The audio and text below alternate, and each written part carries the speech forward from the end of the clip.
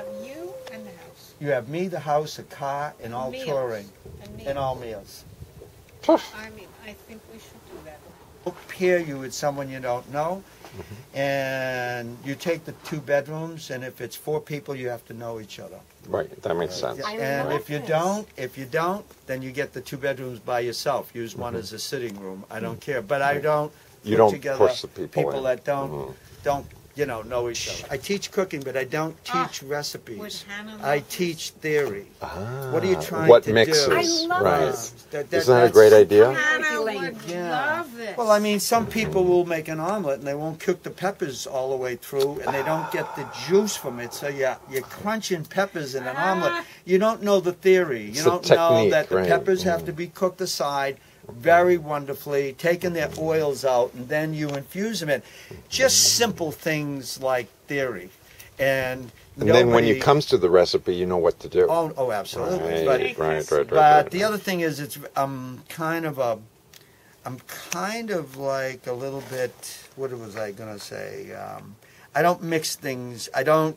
I kind of cook authentically because I studied in Italy, and I think if you're going to make, for instance, a very simple dish, which is a carbonara, you can't assume that you're going to do something better that these people have been doing for 1,000 years. Now, you can make a beef stew and say, well, I throw this in it and I throw that in it. That's okay.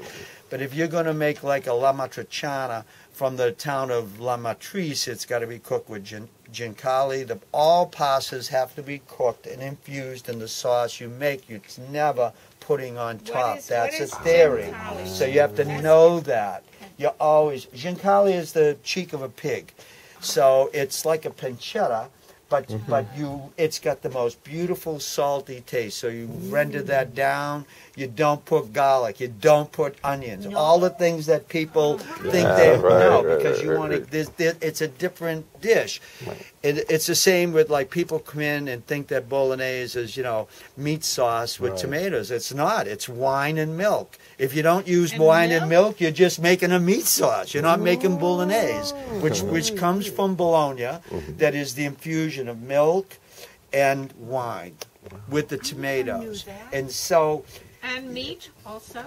Yeah, of bolognese course. is 3 meat. meats. You have to use 3 meats, or it doesn't work. You have to use veal, pork, And lamb? Or you can use one of but you can use, and you have to render that down. But the point is that it's not the tricks, but it's what separates you from a restaurant. Right. It really separates. How did they do this? How did they get this flavor mixed in? Well, the first thing you learn when you go to Italy and you cook in Italy is there is no Italian pasta made that is not cooked in the sauce. That was an American thing that happened years ago. Because we always take the tomatoes and you put the... no, you don't do that. Whatever your sauce is making, you take at least your pasta after it's done, you put it in the sauce and you cook them both together for 30 seconds, a minute, and all of a sudden those two are fused, and it's if I'm in a restaurant like in Montana's in Sestri Levante, and I had a particular fabulous fruta di mare, which is, shrimp and scallops and olive oil and garlic, I couldn't believe how it wasn't oily. It wasn't just sitting on top and all this oil and things. So I said to my friend, I said, how did he get this? Oh, he says, come in the kitchen, I'll show you.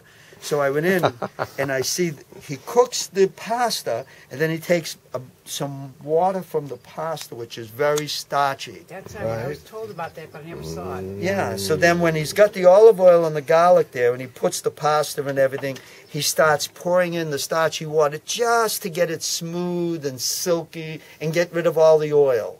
And it's theory. It's theory, how to cook an omelet. Everybody knows how to cook an omelet. How do you cook cordon bleu? Yeah, I go in and sit in on things. And somebody asked the old chef, he must have been 90, and he said, how do you pick new teachers? And he says, it's very simple. What dish do you make them? And the first thing they want to come up is something complicated like a cassoulet, where you have to infuse the duck with the And he said, no, I just watched them make an omelet. He said, that's what you asked them to do? He said, that's it. I've asked them to make an omelet. First of all, in an omelet, pan has to be, it has to be so hot, just before the fire engines come, you put the eggs in, okay? Because it's got to sizzle. It's got to sit in the pan and go like that, and the eggs get... Butter or oil? Well, if you use butter, which is good, you have to use oil, because the butter will burn. Right. So you've got to use a little bit of oil so that the temperature comes up. Little bit. But it's these things. It's not... All technique based on theory. It's just on theory. What are you trying to do? The simpler, the less ingredients, the better. Right. You know, if one of the things that Cordon Bleu, one of the old guys say is, look, he said, all the Nouvelle cooking, that's wonderful. That is artists, and they're very good at it, and they make soufflés out of out of eggplant, and he said that's a whole other style.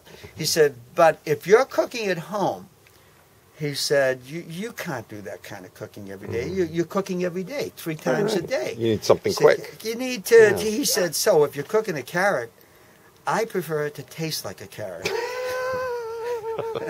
Says, why are you making carrots if you want it to taste like, something else? He said,